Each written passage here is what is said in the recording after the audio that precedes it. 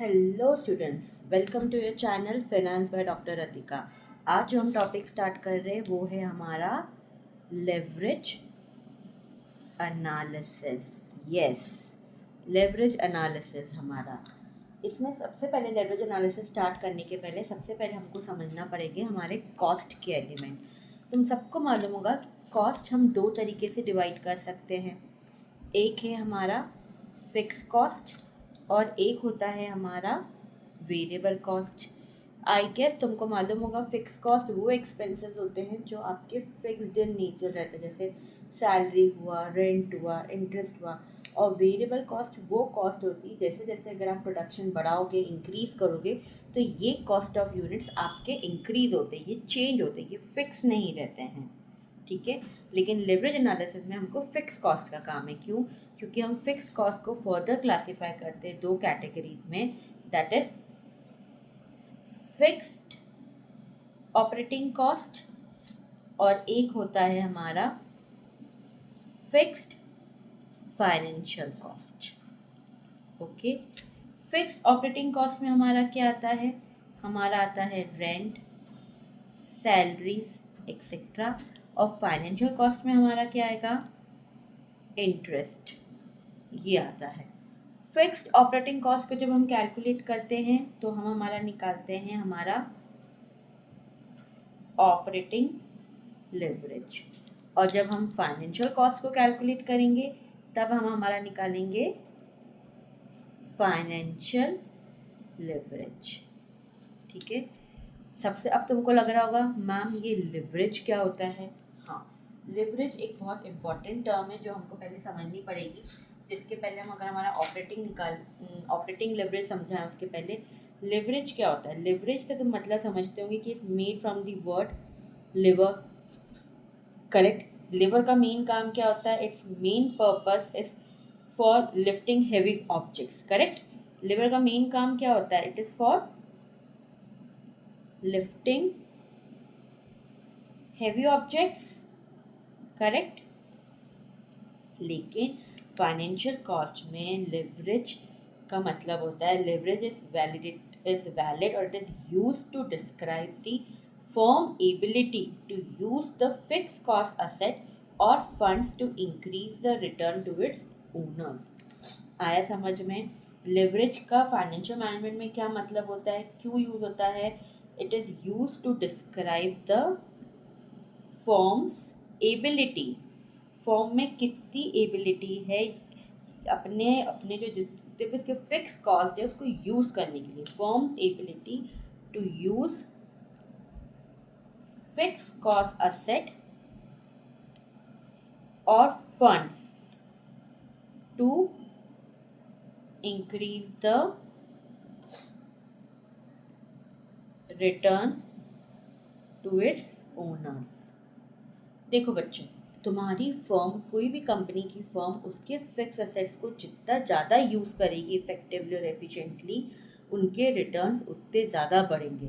अगर फर्म अपने fix cost या अपने असेट्स को यूज़ नहीं कर पा रही है तो उनके रिटर्न्स कम बढ़ने के चांसेस रहते हैं। इसलिए जो फर्म उनके असेट्स को, फिक्स असेट्स को जितनी एफिशिएंटली या फिक्स कॉस्ट को जितने एफिशिएंटली यूज़ करेगी उतना ही उनका लिवरेज या ऑपरेटिंग लिवरेज अच्छा होगा।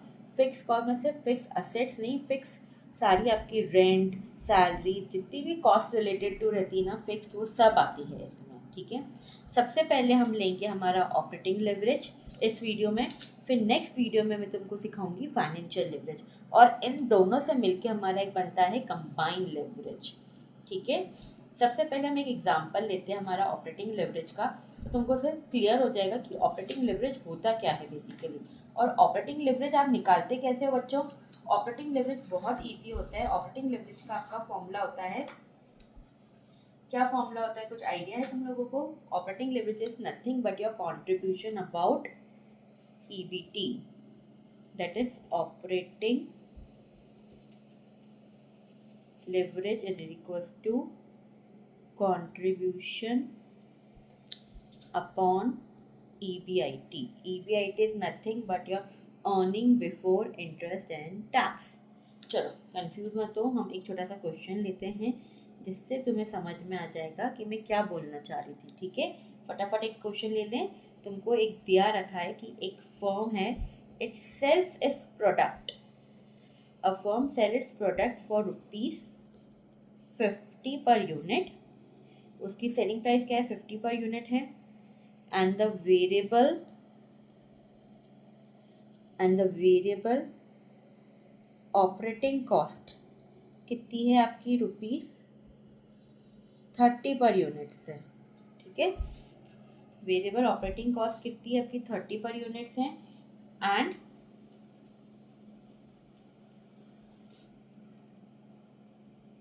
फिक्स्ड ऑपरेटिंग कॉस्ट है आपकी ₹15,000। ठीक है, अब आपको मालूम है कि its current level of sales is 1000 units. हम 1000 यूनिट्स मैन्युफैक्चर कर रहे हैं। अब हमको डिटरमाइन करना है या कैलकुलेट करना है operating leverage. Calculate operating leverage and impact of change in sales on EBIT। ठीक है, आया क्वेश्चन समझ में? कैलकुलेट करें फटाफट हम। देखो, सबसे पहले हमारी फर्स्ट स्टेप होगी सेल्स कैलकुलेट करना। हमको नंबर ऑफ यूनिट्स कितने दे रखे हैं, 1000 दे रखे हैं। तो 1000 यूनिट्स को हम कितने में बेच रहे हैं, 50 पर यूनिट्स में। तो हमारी टोटल सेल्स हो जाएगी 50,000।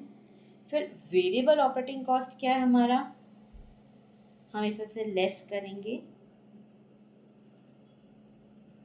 वेरिएबल ऑपरेटिंग कॉस्ट, वो क्या है 30 पर यूनिट। तो अगर हमने 1000 यूनिट्स बनाए हैं तो उसमें हमारी 30 यूनिट्स क्या है, वेरिएबल है। तो जब हम sales minus variable operating cost करते हैं तो जो ये 20,000 आया है, ये आया है हमारा कॉन्ट्रीब्यूशन। तो कॉन्ट्रीब्यूशन का क्या फॉर्मूला हो जाएगा, sales minus variable, sales minus variable operating cost. ठीक है बच्चों, अब ये आया हमारा कंट्रीब्यूशन। इसमें से जब हम लेस करेंगे हमारी फिक्स्ड कॉस्ट, फिक्स्ड कॉस्ट हमको क्वेश्चन में दे रखी है 5000 यूनिट, 15,000 यूनिट दे रखी है हमको क्वेश्चन में। तो हमने 20,000 में से जब 15,000 लेस करे तो जो ये 5,000 आया है हमारा, ये हमारा क्या आया है, EBIT। yes, EBIT is nothing but your earning before interest and tax। आया समझ में? ये 5,000 रुपये क्या है हमारे, ये है हमारा EBIT। अब जैसे हमारा ऑपरेटिंग लेवरेज का फॉर्मूला था कंट्रीब्यूशन अपॉन EBIT, तो कंट्रीब्यूशन कितना है हमारा 20,000। तो हम हमारा ऑपरेटिंग लेवरेज का फॉर्मूला लगा देंगे कि operating leverage is equals to contribution upon EBIT, that is 20,000 upon 5,000, that is equals to 4। तो हमारा ऑपरेटिंग लेवरेज क्या है, 4 है। मतलब क्या कि अगर आपकी sales, if there is a 1% change in the sales, then your EBIT will increase by 4%। आया समझ में? If sales increases by 1%, then EBIT will increase by 4%. If sales increase by 25%, then your EBIT will increase by your 100%. This is the impact of operating leverage। आया समझ में? Operating leverage बहुत easy concept है, कुछ भी नहीं करना है। It is just about your contribution upon your EBIT। ठीक है, अब मेरा वीडियो पसंद आया हो तो लाइक करना, सब्सक्राइब करना और शेयर करना। अब मेरे नेक्स्ट वीडियो में तुम देखोगे कि what you mean by financial leverage. Thank you.